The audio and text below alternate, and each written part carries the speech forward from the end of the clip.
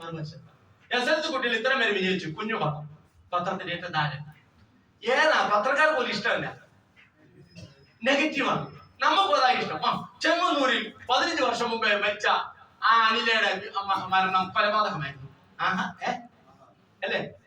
സ്ത്രീകൾ ഏതോ ഒരു പണ്ട് ഇന്നില്ലേ അന്ന് ഒന്ന് വായിച്ചു ഉടനെ അത് വായിക്കാൻ എന്നെ എടുത്തായിരുന്നു. എന്ത് കാര്യത്തിന് ആണോല്ലേ, എന്ത് കാര്യത്തിന് നമുക്കതാ ഇഷ്ടം.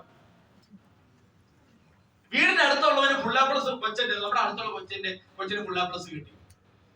നമ്മൾ എന്താ ചോദിക്കുന്നത്, കിട്ടിയോടോ, നിനക്കുണ്ടോ? നോക്കി എഴുതിച്ചാടാ, അതാ ചോദിച്ചത്. പകരം ആ വീട്ടിൽ നിന്ന് ഒരു പെൺകൊച്ചിറങ്ങിപ്പോയി. പിറ്റേ ദിവസം രാവിലെ ആകുമ്പോൾ ആ കരമൊത്ത് പറയും, ആണോ അല്ലയോ? നമ്മൾ വലിയ സഹതാപത്തിൽ എന്നെ എടുത്തിട്ട് അവിടെ പോയി, നമ്മൾ അന്നാലും നമ്മളോട് ഇങ്ങനെ കാണിച്ചല്ലോ. എന്നിട്ട് മനസ്സിൽ പറഞ്ഞു, നിനക്ക് അത് തന്നെ പറഞ്ഞോളൂ, ഇറങ്ങി പോയിരുന്നതിന് അതിശയമുള്ളൂ. എന്നിട്ട് എന്ത് ചോദിക്കും, ഇത് തന്നെ പറഞ്ഞു. ഇതാണ് ആറ്റിറ്റ്യൂഡ്. അതായത് ആളുകൾക്ക് എപ്പോഴും ഇഷ്ടമില്ല. അത് എങ്ങനെയാണെന്ന് എനിക്ക് അറിയത്തില്ല. ജനിച്ചപ്പോഴേ ഞാൻ ഉൾപ്പെടെ എല്ലാ മനുഷ്യർക്കും ഇതാ ഇഷ്ടം, ഇങ്ങനെ കിട്ടാൻ. പക്ഷെ അത് മാറ്റി ഈ ബിസിനസ്സിൽ അത് പറ്റത്തില്ല. പലരും ബിസിനസ് ഇട്ടിട്ട് പോകുന്നതും ബിസിനസ് ഇല്ലാതാകുന്നതും ഒക്കെ എന്തുകൊണ്ടാണ്? ആറ്റിറ്റ്യൂഡ് നെഗറ്റീവ് ആണ്. ഈ പോസിറ്റീവ് ആറ്റിറ്റ്യൂഡ് ആണ്. എന്തിലും നമ്മളൊരാളെ പുതിയതായിട്ട് കാണാൻ പോകുമ്പോൾ നമ്മൾ എന്നെ സാറേ അവൻ കൊള്ളാൻ കേട്ടോ, വന്ന എന്നോ കണക്ഷനാന്ന് അറിയൂ എന്ന് പറഞ്ഞല്ലേ ഒരാളെ കൊണ്ടുവരുന്നത്. അപ്പൊ അവന്റെ കഴിവുകളെ കുറിച്ച് പോസിറ്റീവ് ഉണ്ടാകണം നമ്മളെ കൊണ്ടുവരുന്നത്. പിന്നെ എന്ത് വേണം?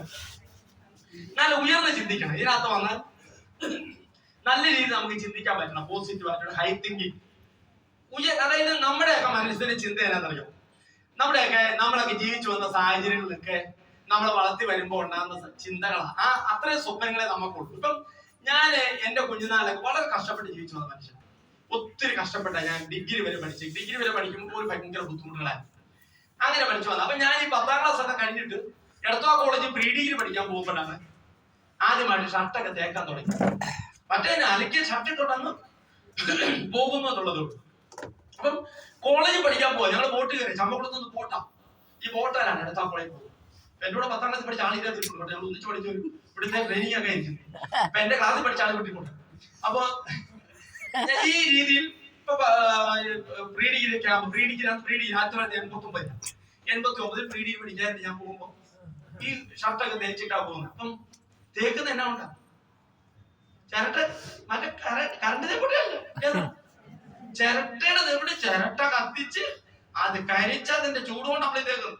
ഇതെല്ലാം തേച്ച് രാവിലെ ഇറങ്ങി ഒരുങ്ങാറാപ്പ അമ്മ എന്നെ പറഞ്ഞറിയോ, ജോസോട്ടെ നീ ഈ വീട്ടിൽ നിന്നാ പോകുന്ന വേണം, ഒത്തിരി കളിയുണ്ട. ഇതായി എന്താ പറഞ്ഞു. എന്താ ഞാൻ ചെയ്ത കുറ്റം?